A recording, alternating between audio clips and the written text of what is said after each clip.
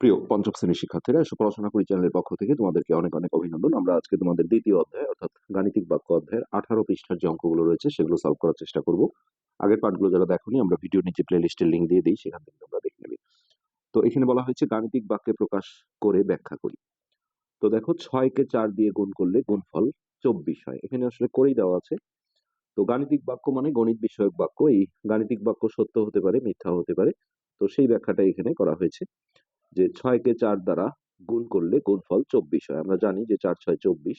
তাহলে এখানে ব্যাখ্যা দেওয়া হয়েছে যে এই প্রথমটি অর্থাৎ এই গাণিতিক বাক্যটি সত্য। এরপর আছে 25 ও 4 এর যোগফল 30 থেকে বড়। তাহলে দেখো, 25 যোগ 4 এটা হচ্ছে বড় চিহ্ন, 30 থেকে বড়। তো আমরা মৌখিকভাবে যদি যোগ করে দেখি, এটা 25 আর 4 29 হয়। তো 29 কিন্তু 30 এর চেয়ে বড় নয়। তাহলে এটা হবে এই দ্বিতীয় বাক্যটা মিথ্যা।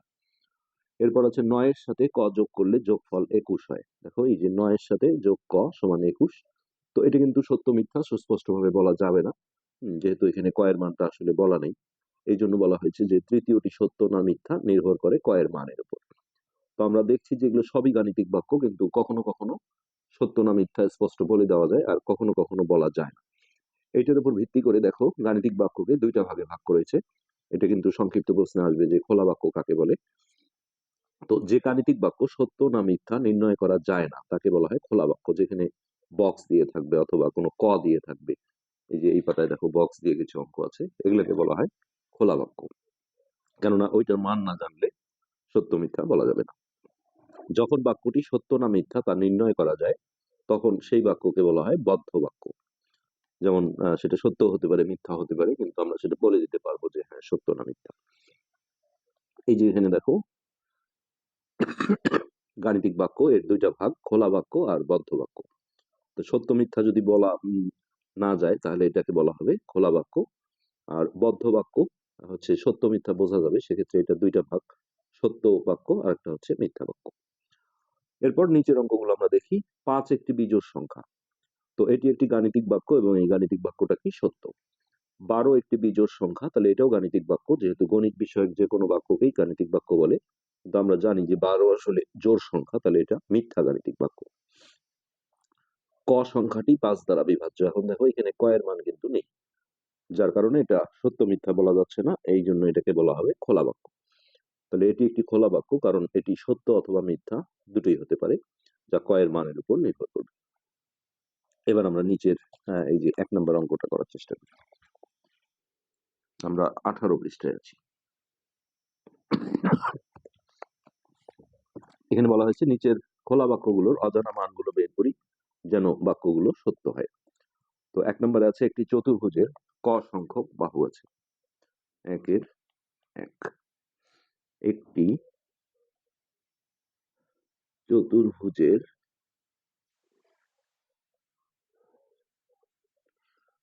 ক সংখ্যক বাহু আছে। তো চতুর্ভুজ মানে আমরা জানি যার 4টা বাহু থাকে।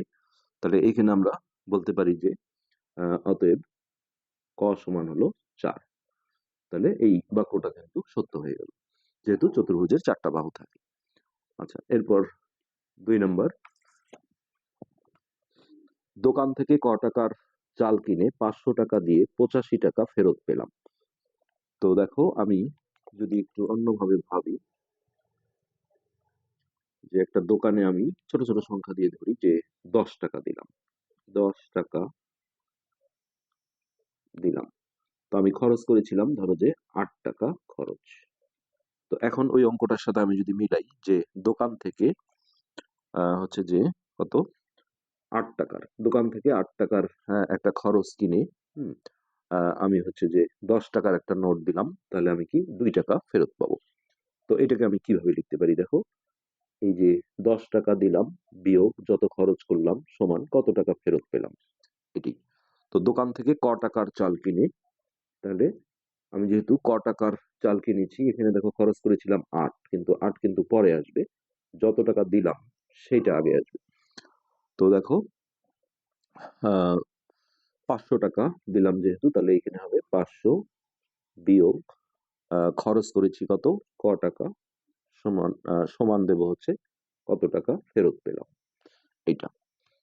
তো এইখান থেকে আমরা হচ্ছে এই অজানা রাশির মান যেহেতু চাওয়া হয়েছে, তো আমরা এখন বা দিয়ে কয়ের মানটা বের করবো। একটা জিনিস মাথায় রাখবে যে কয়ের আগে যদি বিয়োগ চিহ্ন থাকে, যেমন এটা দুই প্রকার হতে পারে, দেখো কয়ের পরে বিয়োগ চিহ্ন, এটাতে কিন্তু সমস্যা নেই, এটা সরাসরি 3 এর আগে বিয়োগ আছে, ওই পারে গেলে যোগ হয়ে যাবে।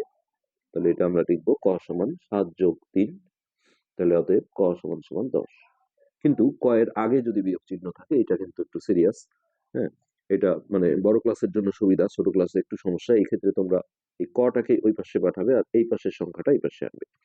তো একটা সংখ্যার আগে কোনো চিহ্ন না থাকলে এটা প্লাস ধরতে হয়, মানে যোগ, এটা এই পাশে আসলে বিয়োগ হয়ে যাবে।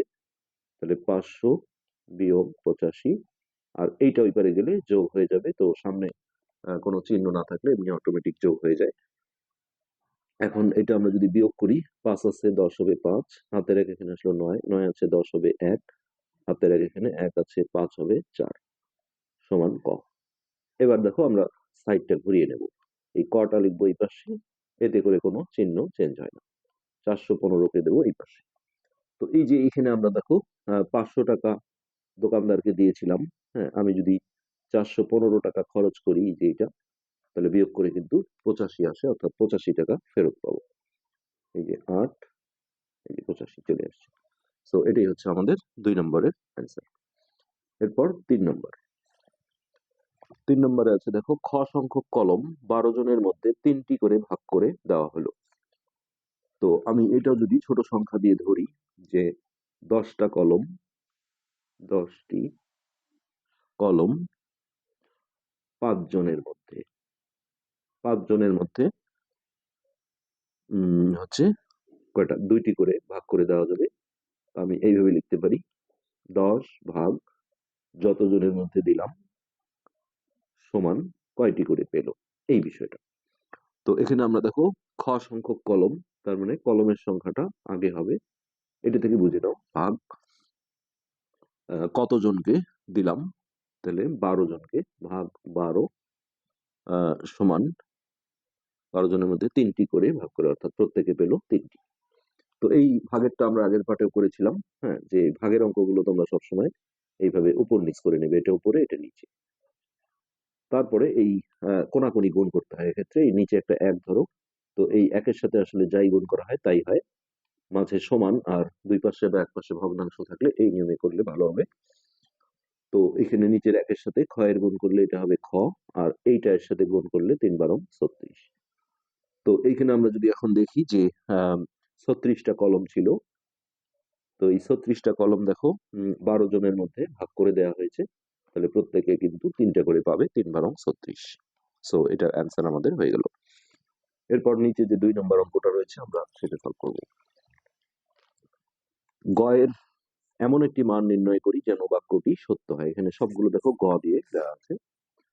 তো 2 এর 1, তাহলে গ যোগ, যোগ চিহ্ন থাকলে খুবই সহজ, বিয়োগ আর ভাগ থাকলে একটু সাবধানে করতে হয়, এগুলো সব বা দিয়ে করতে হবে। দেখো এটা আগে যোগ চিহ্ন আছে, ওই পারে গেলে বিয়োগ হয়ে যাবে, তাহলে গ সমান হচ্ছে 19 বিয়োগ 12। তো এটা বিয়োগ করে দিলেই কিন্তু উত্তর হয়ে যাবে, তাহলে 7। এটাই আমাদের 1 নম্বরের অ্যান্সার, অতএব গ সমান 7। আচ্ছা, এরপর 2 নম্বর। এই যে দেখো এখন গ এর আগে বিয়োগ চিহ্ন আছে, আমি তখন যেটা বললাম যে এই অজানা রাশির পরে বিয়োগ চিহ্ন থাকলে সুবিধা, তখন এটাকে ওই পাশে যোগ করে দিলে হয়। কিন্তু সেই অজানা রাশির আগে যদি বিয়োগ চিহ্ন থাকে তখন আমরা ভিন্নভাবে চিন্তা করব, তখন এই অজানা রাশিটাকেই ওই পাশে পাঠাবো আর এটাকে এই পাশে বিয়োগ দিয়ে নিয়ে আসবো। কেন বিয়োগ করবো, এর আগে কোনো চিহ্ন নাই মানে এটা যোগ আছে, এই পারে আসলে বিয়োগ হয়ে যাবে এইভাবে। আর গটা এই পাশে যে যোগ হয়ে গেল, সামনে কোনো চিহ্ন নাই মানে এটা অটোমেটিক যোগ। তো এখন আমরা এটা বিয়োগ করব, 3 আছে 8 হবে 5, 3 আছে 4 হবে 1। এই এখন আমরা সাইডটা ঘুরিয়ে নেব, অতএব গ সমান 15। এই যে এখানে দেখো 15 বসালে, হ্যাঁ 48 থেকে আমি যদি 15 বিয়োগ করি, এই যে 33 চলে আসছে। এরপর 3 নম্বর। গুণন থাকলে ঝামেলা নেই, ভাগ আর বিয়োগে ঝামেলা, যোগ আর গুণনে কিন্তু সমস্যা নেই। ভাগ হলে উপর নিচ করে নিয়ে কোনাকুনি গুণ করে নেবে, আর বিয়োগের ক্ষেত্রে যদি অজানা রাশির আগে বিয়োগ থাকে তাহলে এই নিয়মটা ফলো করবে, যে এটাকে ওই পারে পাঠাবে, এটাকে এই পাশে নিয়ে আসবে। আর যদি এমন হয় যে অজানা রাশির পরে বিয়োগ চিহ্ন আছে তখন কিন্তু এই নিয়মে করতে হবে, যেই সংখ্যাটাকে ওই পাশে যোগ করে দিতে হবে। তো এইটা দেখো, বা এটা গুণন আছে ওই পারে গেলে ভাগ হয়ে যাবে, অর্থাৎ 32 আমি এইভাবে ভাগ দিতে পারি উপর নিচ করে, অথবা এইভাবেও দিতে পারি। তো এটা ভাগ করলে হচ্ছে 4, তাহলে গ সমান 4 আষ্টা 32, গ সমান 4। এইখানে 4 বসাও, এই দেখো 4 আষ্টা 32। লাস্ট আছে 4 নাম্বার, এটাও দেখো ভাগ। তো 81 ভাগ গ সমান 9। তো ভাগ থাকলে হঠাৎ করে এই ডিসিশন নেওয়া যাবে না যে এই পাশে ভাগ আছে ওই পারে গেলে গুণ হয়ে যাবে। এগুলো আমরা সবসময় উপর নিচ করে করব। তো 81 বাই গ, এটা হচ্ছে 9। এর নিচে একটা 1 ধরে নাও, সবসময় অজানা রাশির কোণাটা আগে গুণ করতে হবে। তাহলে এটা হচ্ছে 9 গুণন গ সমান, এই যে 1 এর সাথে দেখো 81 গুণ করলে এটা এটা অদৃশ্য একটা 1 আছে। এরপর এই গুণনের ডিজাইনে যখন আসবে তখন এটার মতোই এটা গিয়ে ভাগ হয়ে যাবে।